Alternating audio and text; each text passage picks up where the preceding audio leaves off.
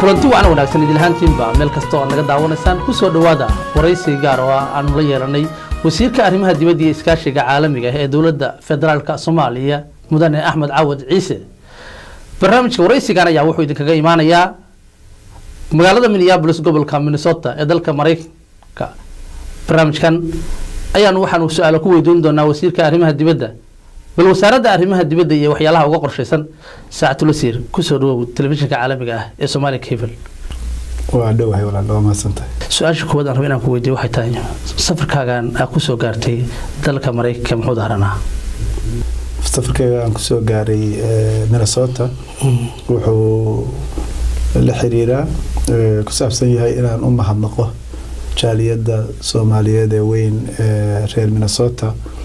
oo labadii sano oo aan safiirka ka ahaa Mareykanka aad noo taageeray oo safaaradda xoojiyay oo garab istaagay iyaga iyo dadka Mareykanka oo ayagu doortaan Congress-ka ku jira haddii Soomaalida Mareykanka joogto ay kamid yihiin kuwa reer Minnesota aysan taageeri lahayn garab istaagi lahayn safaaraddu horumarka ay gaartay ma gaarteen marka waxaan rabnay inaan jaaliyadda u mahadnaqno waxaan kaloo la socota طبعا inaan ka faa'iideysno fursadda oo uga warano horumarka dalkii ka jira iyo sidoo kale طبعا caqabadaha ama challenges ka jiri kara iyo inaanu jaaliyadda Soomaaliyeed ku dhiirino inay ka qayb galaan oo maxalli horumarka dalkooda iyo taageerada dawladda waa gartay intaadan Minnesota adan imaan ama Minneapolis adan imaan waxaad la kulantay safiiro kamid yihiin China iyo Ruushka iyo waliba Kuwait maxaad ka wada hadasheen safiiradaas intaad ka aragteen waa Twitter-ka laakiin waxaan la kulanay kuwa inta ka badan waxaan la kulanay safiirada dalalka xubnaha joogtada ka ah guddiga golaha maartay nabadgelyada qaramada midoobay Mareykanka China Ruushka Faransiiska Ingiriiska iyo kuwa aan xubnaha joogtada ka ahayn sida Kuwait oo sanadkan gudoomiye oo ah bishan gudoomiye oo ah golahaas ayaanu la kulanay waxaan kaloo la kulanay New York kula kulanay oo iyadoo ay martigelisay safaaradda wakiilka dalka Talyaaniga u qaabilsan UN-ta xaruntiisa waxaan la kulanay safiiro ku dhow kor u dhaafaya 30 dadkaas oo dhan waxaan kala hadalay horumarka Soomaaliya ay gaartay oo ka jira dalkii dhanka siyaasadeed dhanka amni iyo dhanka dhaqaalaha iyo sidoo kale taxadiyaadka ama challenges ka jira caqabadaha jira iyo sida looga gudbi karo la isaga kaashan karo marka arimahaas ayaan kala hadalay iyaguna way soo dhaweeyeen wayna dareen horumarka jira wayna ballan qaadeen inay garab istaagayaan dadka Soomaaliyeed iyo dawladda Soomaaliyeed waa gartay maxaa isleedahay ummadda Soomaaliyeed waa uga soo bixi karaan oo la taaban karo waxa uga soo bixi kara ummadda horta in adduunku uu garowsado inaad horumar samaysay waxay suurto gelinaysaa inuu adduunku rabo markaa inuu ku taageero ku dhiirido wadankii la yimaado wadankii maalgashi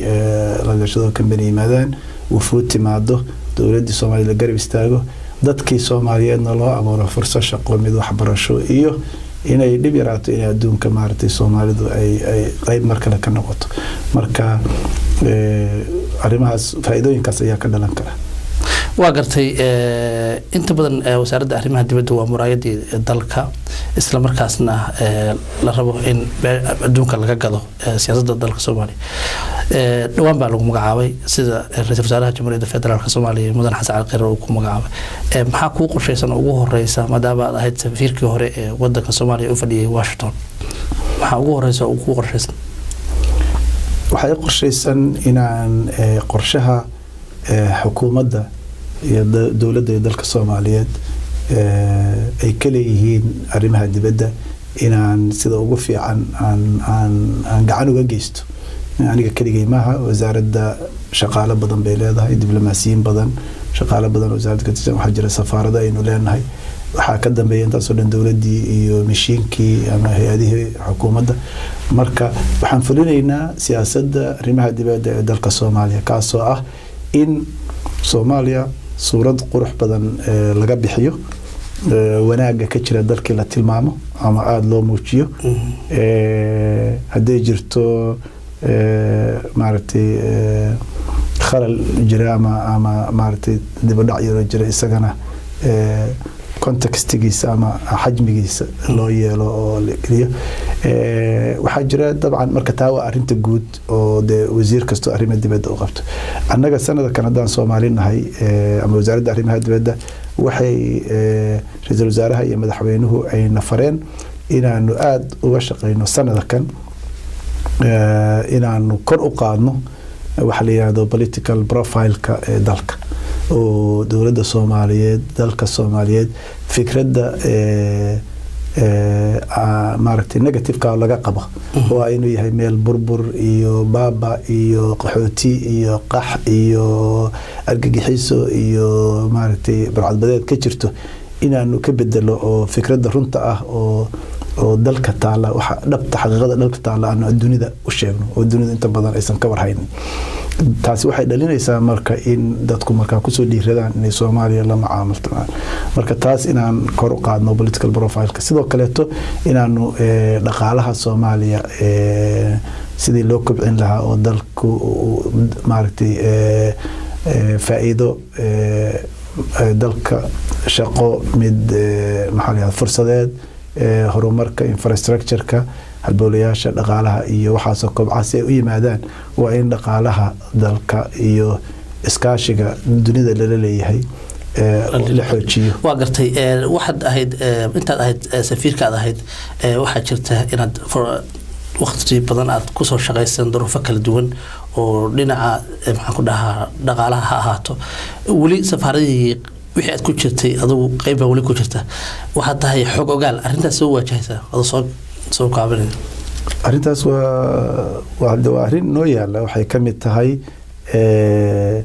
muddo dheer in dawlad la-aan ay jirto in uu jiro tabardarri hay-adeed institutional weakness inuu jiray muddo waa wax welina wax ka dambeeyaan waa waxa hagaajiyay ama gaabiyay in safaaradaha iyo institutions kale hay-adaha kaloo lamidaba aysan taageeradii loo baahnaa aysan helin marka waxaan ku dadaalaynaa dawladana ka go-an xukuumadana ka go-an maamulka hadda jira uu hogaaminayo madaxweyne Farmaajo iyo ra'iisul wasaare Khayre waxaa ka go-an in la xoojiyo hay-adaha Soomaaliya qaran dalka Soomaaliya oo ay ka mid yihiin safaaraduhu marka taas aan ku dadaalaynaa xogta aan hayaana waxbay ka taraysaa waa gartay safaaradaha dhinaca dhaqaalaha aad ka dhawaajisay wax badan baad micnaha aad ka ogtahay laakiin safaaradaha Soomaaliya ama caalamka ay ku leedahay waxa ka jira shaqada ka soo qaad wasaaradda arrimaha dibadda kula sharci bay leedahay qofku 4 sano markuu joogo ama in loo kordhiyo ama uu dalka soo galo arrintaas Soomaaliya ayaamihii dambe waxa dhici karta 10 sano inuu safiir meel iska aado maxaa ka bedeltaa arrintaas horta 10 sano maba jirinba oo maxaa la yiraahdaa dawlad Soomaaliyeed oo la aqoonsiga dawladda Soomaaliyeed yani waxa bilowday 2012 marka 2012 hadana waxa jooga 2018 waa muddo 6 sano wax ka yar ma garanaysa marka safaaraduhu muddo badan waxay ku shaqeynayeen iska qabso hadda kuwa badan baa wali iska qabso ku shaqeeya marka qofkii u fakara in Soomaaliya nidaamkii caadiga ah dunida ka jiray oo Soomaaliya ka jiray waa qof hadee maaragtay xaqiiqadii aan maaragtay aad uga xog haynin marka waxaan ku qiimeyn doonaa anagu safaaradaha waxtarka looga baahan yahay iyo safiirka dadaalkiisa waanu u mahadnaqaynaa safaaradaha dadaalkay soo galeen iyadoo waqtigu adag yahay waxaanu ku dadaali doonaa inaanu taageero safaaradaha muddada ay meesha jirayaan iyo muddada ka soo noqonayaan waxaa la tixgelin doonaa arrimahaas aan tilmaamay oo dhan waa gartay dhawaan waxaad wadahadal la samaysay Somaliland adiga iyo wasiirka sidoo uu warbaahinta uu ka sheegay arrintaas ma naga briefing naga siin kartaa arrintaas marar horena waa ka jawaabay wadahadal baa la samaysay haddii ujeedadu tahay wadahadal rasmi ah oo aniga iyo wasiirka arrimaha dibadda Somaliland dhexmaray ma jiro wadahadal rasmi macnaheedu waxa weeye marka lagu soo wakiisho marka lagu mandate gareeyo oo dawladda aad matalaysid maamulka aad matalaysid ay ku yiraahdaan arintaas soo qabo lagu soo diro marka arintaas oo anigana la ii diray ma jirin wasiirkan uu ii sheegay in loo soo diray ma jirin waxa dhacay oo kaliya aniga iyo wasiirku inaanu ku kulanay hotel yiraahdo Sheraton anagoo saaxiibo kale oo Soomaaliya la socon marka sida dhaqanka fiican oo bini aadamka uu yahay Soomaalinimaduna tahay aniga wasiirku waa islaan waa is marxabeynay waa is hagareynay waa wada fariisanay waa iska sheekaysanay sida Soomaali kale oo sheekaysano dabadna waxaan is xusuusinay oo isaguna uu si maartay niyada u muujiyay inay fiican tahay in Soomaalinimada walaaga nabadgelyada la ilaaliyo inaan dhiig Soomaaliyeed macna dari ku daadan inaan maartay khilaafka jira ama safgari waaga jiraan wixii uu kala duwan yahay aan la sii fogeynin waxyaabahaas baan ka sheekaysanay si caadi ah oo shaar u sheegsanay marka ma qantaas waxaad u bixinaysaan wada hadal u bixinaysaan waa sida hadal wasiir waad kulanteen waa kulanay laakiin ma ahayn kulan rasmi ah waxa jira dawladuhu markay kulan kala sheegay waa mid rasmiga ah markaas ma jirin waa gartay halka aan uga tagno Soomaaliland waxa jira baasaboorka Soomaaliya wax badan buu mila xurmo aha wasiirka arrimaha dibadda tahay dawlado badan inaad ka dhaadhicisid oo aad maxaa ku dhahaa ka gadid inuu leeyahay baasaboorkan dal la aqoonsay caalamka laga aqoonsan kaaga qorshaysan waxaan uga qormaysan sida adiga dareemaysid qof kasta Soomaali uu jeclaan lahaa in baasaboorka Soomaaliyeed oo haybadiisa soo noqoto oo adduunka meel kasta lagu mari karo visa lagu qaato dalal wax badan waa iska bedeleen dalal badan oo aqoonsan baasaboorka Soomaaliga waa jiraan kuwa aan wali aqoonsan waa jiraan oo dawladda Mareykanka ay kamid tahay labadii sano anagu halkaan aan joognay aad baan ugu dadaalay inaan arintaas wax ka qabano waana soo durkinay maaragtay usha so to speak ama yani in aan ku qancino adduunka tusno in baasaboorka Soomaaliga ay lagu maaragtay لا أقصده طبعا وحيل حريرتا أنت دولة نمط على قرن مراد أنت اللي أكتهي أي كسب سنتهي باسبور كعيان أنت الاحترامي مركز دولة نمط إنه حوكسته وإنه إنه نقول ضد دولة هيبد له أو نميسترن إنه يالنا باسبور كأنه خاصة بكون قرية أدونك إنه نلما عاملتما marka waa hawl inaga inoo taala intaysan noqonin hawl dad kale u taala inay naxoojino oo dhowro sumcadeena dawladnimadeena haybadeena qarannimadeena si baasaboorkeenu u noqdo mid qiimaha uu istaahilo yeesha waxa jirta Somaliland iyo Puntland inay ka socoto maxaan ku dhahaa dekada Berbera iyo Boosaaso in ay heshiis la gashay Imaaraadku wasaaradda arrimaha dibadda dabcan dastuurku wuxuu qorayaa in loo madax baneeyo wixii cilaaqaad arrimaha dibadda arrimahaas maxaa kaaga qorshaysan inkastoo xafiiska adigu wali aad ku cusubtaa waxaan u malaynayaa inay jirto dareen madaxda Soomaaliyeed federaalka ay qabaan oo ah waqtiga la joogo in aan la isku mashquulin ama lagu adkaanin maaragtay protocolka arrimaha la xiriira oo la dhihin annaga maaragtay dawladda dhexe ilaa inaan soo martaan haddii ay jirto faa'iido dadka Soomaaliyeed u imaanaysa dadka Soomaaliyeed waxa kamid ah kuwa Somaliland kuwa Puntland kuwa Jubaland kuwa galmudug Hirshabeelle maxaa la yiraahdaa galbeedka koonfur galbeedka Soomaaliya Muqdisho haddii ay jirto faa'iido u imaanaysa oo horumar ah وفائدة ضدك الصومالية وصون قريص ضدك الصومالية وصون قريص وقدام بيستا وحي لحل سينيسا دولة الصومالية حوق إيو مارتي كبع مركا إنكستو أي فعلا لهي الدولة ده إن احترامان قرن ماذا الصومالية مارتي الدولة الصومالية سوى القليان أنقنا أنه تعدل بدونه هذانا مدحض وحي أمرين إنان لغو فرع ديجين oo aan la hor istaagin horumar dadka Soomaaliyeed soo gaaray waa gartay wasaaradda arrimaha dibadda waagii dawladii kaanka waxay ahayd baan filayaa 13 waxood iyo safaarado badan hadda dayac badan baa ka jira safaaradaha arrimaha dibadda manaha safaaradaha dibadda ka soo qaad hadda Jarmalka oo kale safaaradiisa iska xiran tahay meel kale lagu shaqeeyaa Belgium oo kale laba safaaradood baa wax ku taala safaarada ku taala iyo guriga safiirka wali waa dayacan yahay safaarada xogaa waana dhisay dayac badan oo ka soo qaad meesha la yiraahdo Faransiiska oo kale iyada laftiga dayac baa ka jira arrimahaas oo ka dhan maxaa kaaga qorshaysan runta dayacaas jira dayacaas wuxuu ka dhashay maqnaanshihii dowlad Soomaaliyeed oo taabagala marka waa inaan dowladnimadeena xoojina oo dowladda yeelataa imkaaniyaad ama capacity ay maaragtay wax ku qaban karto wixii dowlad qaban jirtay sida sheegtayna waa tilmaantay arrimahaas dayaca tilmaantay ayaa jira meelaha tilmaantay iyo meelo kale oo kamid ah marka insha Allah waxa ka go'an madaxweynaha iyo ra'iisul wasaaraha in dib loo soo nooleeyo haybadii dowladnimada iyo qarannimada Soomaaliyeed taasoo ay kamid tahay safaaraduna ay u yihiin wixii maaragtay muraayadii muujineysay dibadda marka insha Allah inkasto resources ka jira ay yar yihiin oo financialka laakiin haddana waa dadaal baan ugu jiraa in aynu la soo noqono hantidii aynu lahayn xoojino dayactiro maaragtay sida hore ku soo celino hawl baan ka bilownay dalal saaxiiba baan la hadalay inay naga kaalmeeyaan dowladda Soomaaliyeed ayaa iyaduna ku fakaraysa qorshe ku saabsan arintaas waa gartay dabcan waxaan maqlay jarabiya saxaabada looga dhargaa waxaa jirta safaaradda hadda maxaan ku dhahaa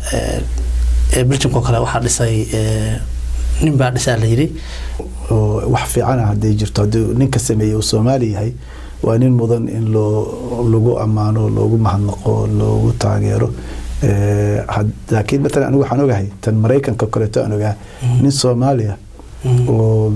يعني business man ayaa $30,000 geliyay si safaaradda meesha ay deganeed uu noogu hagaajiyo marka ninkaas meel kasta waa uga mahadnaqnaa waana ka sheegnaa haddana waa sheegaynaa abaalgud ayuu ka mid yahay ummadda Soomaaliyeed marka qof kasta oo hanti Soomaaliyeed daryeela ayaa mahadnaq buu leeyahay safaaradaha Soomaaliya hadda shaqeeya waamsa wali tarkoob sugan maayo laakiin waxa igu maqaala ilaa iyo 46 safaaradood ayaa shaqeeya waa gartay adoo ka faa'iideysanaya telefishinka caalamiga Soomaali cable bulshada Soomaaliyeed hawada ka daawanaysa maxaa hawada marinaysa ama santahay waa arinta ugu muhiimsan wariyaal kastana markayna wareystaan su'aalaha kana weydiiyaan waa wax fiican si xogta loo ogaado laakiin inay su'aashaas kuwa ugu muhiimsan bay kamid tahay maxaa yeelay ummadda Soomaaliyeed dowladda Soomaaliyeed dowladnimada Soomaaliyeed waa dadka Soomaaliyeed ama dowladnimo kasta waa dadkeeda yani definitionka ama sida loo qeexo dowlad waxa weeye waa dal iyo maamul xukuumad administration government dadku ay wakiisheen oo legitimate ah oo dadku aqoonsan yahay oo dhulkaas ka talisa uga talisa horumarinta danta dadka dalka ku nool marka hadaynu taa ka duulo dadka ayaa buddig u ah dadka ayaa asaasi ka ah dowladnimada marka hadii dadku aysan dowladnimadooda iyagu xoojin way u fahmaan xukuumadda ama qofka madaxweynaha qofka ra'iisul wasaaraha ama qofka wasiirka ah in isagu wax kasta laga sugo ma dhacayso sidaas ma aha sida dowladnimadu ku hormarto dowladnimadu waxay ku hormartaa dadka oo civic duties kooda garta oo gacan ka geysta horumarinta dalkooda iyo xoojinta dowladnimadooda dadka ay maamulka u dhiibtaan sida anigoo kale kula xisaabtama sida adigu hadda aad sameeyay kale su'aalo weydiiya yaa maxaa saa u sameysay maxaa waxaas kaaga qorsheysan maxaa waxaas ku sameeyay laakiin aan su'aalo kaliya weydiin aan eedayn kaliya maartay ku jirin aan fadhi ku diririyada ka sheegin warar aan la hubin oo ama ummadda Soomaaliyeed kala dilaya kala fogeynaya ama picture masawir khaldan ka bixinaya dowladnimada iyo Soomaaliyeed dadku waa inay noqdaan kuwa dadka Soomaaliyeed waa inay noqdaan kuwa dawladnimadooda garab istaaga xoojiya gacan ka geysta horumarinta dalkooda si ay sharafta iyo haybadii qarannimadii Soomaaliyeed lahayd oo iyaga ah qarannimadu waa dadka state sovereignty waa invested in the people dadka ayaa iskale qarannimada markaa ama sovereignty in markaasi ay gaaro si in dunida ula mid noqono haddii aadan dawlad qarannimo sugan lahayn adduunka qof waa u jiri karta يعني ستاربكس شاوى كعبي كرتا ولا بس قروح بنان كرتا وحرتا دون كجاي كرتا لكن international personality ملهيد international forums كمركين نقطه جوابها دون كموضوع سوي مركين نقطه وحد تهاي قفان جرين وعن شخصيات لهاي شخصيات نين سفير هو هانجري سفير كقدم بيه صومالي هالك كان أيام وحن كبرتي expression اللي هذا you sit where you stand meesha aad taagan tahay ayaad fariisanaysaa ama si kala hadii Soomaalida loo dhaho lax waliba shilalka isdhigtaa lagu qalaa ama qof waliba meeshu maaragtay isagoo isdhigo marka dadka Soomaaliyeed waa inay kor u qaadaan dawladnimadooda iyo haybadooda si ay iyaguna ay haybadooda ula socoto aad iyo aad mahadsantahay waayo daawadayaal inta ayaan ku saafirnaa barnaamijkeena martida noogu ahaa wasiirka arrimaha dibadda ee Jamhuuriyadda Federaalka Soomaaliya mudane ambassador Ahmed Awad Ciise Ahmed Ciise Awad mahadsanid aniga iyo bahda Somali Cable Siyaad dhinaca kaamirada waa Siyaad iyo Galbeete inta ayaan ku saafmeerina barnaamijku waxa la socodsiinaya aniga oo ah Cabdi Xakiin Cabdi Ismaaciil saas mudane wasiir aad u mahadsantahay